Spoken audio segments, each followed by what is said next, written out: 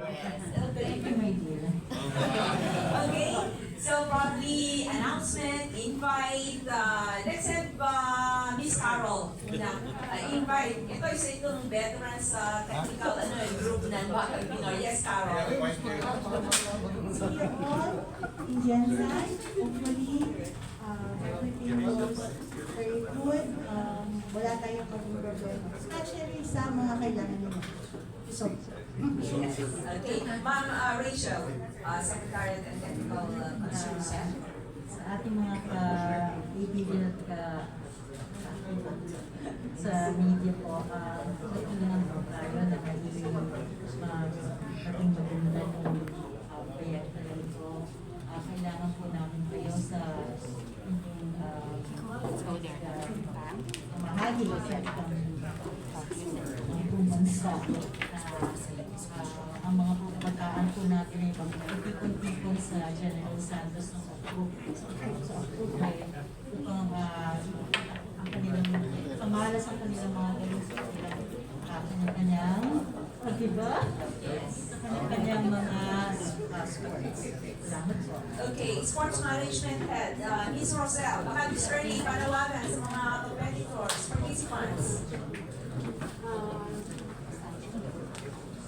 Sa lahat ng mga mag-compete, sana maging maayos lahat, wala maging problema, at nakapagpunta sila ng mga national events. Mama Gloria, yes.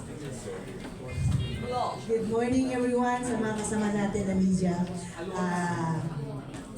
Lona, experiment. Okay, Mama Lona. Okay, Mama Lona. Okay, sa lahat na sumusuporta sa programang ito, okay. Iniimbitahan po namin kayo to support Batang Pinoy 25th edition, 2025 edition. Basta mga kasama natin media din, ini-expect namin kayo to support us.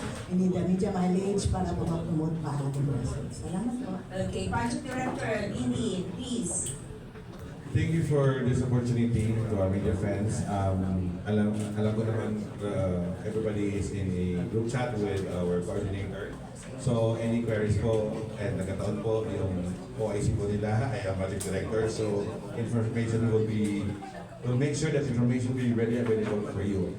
So sa lahat po ng members ng media po, one thing I can promise you is yung mga assign po sa Batang Pinoy, good coffee pa rin ang isi-serve ko. Hindi instant. Yun po. Thank you po talaga sa opportunity and sa support. And of course, your info, the info dissemination that you will be providing for this part will be a great help po in promoting Batang Pinoy po. Huwag naman, yun na po, nakatakot na po talaga kasi baka datsahin po kami. So, yeah, so nakakatakot pero excited po kami. Yes. Chairman Richard Rahman, please. Again, thank you for allowing us to promote our Batang Pinoy. And my message would be, let's support also all the other sports events. We do have the Palarong Pambansa this weekend. We also have the Sayaba Under-16 in Clark this weekend. And then we also have our international hostings, the futsal, the FIVB.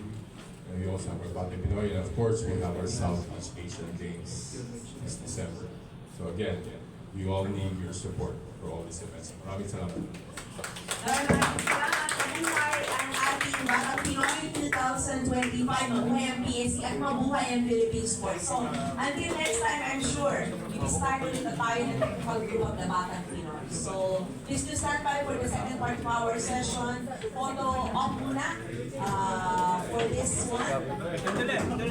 We'll be back in a while. Salamat po.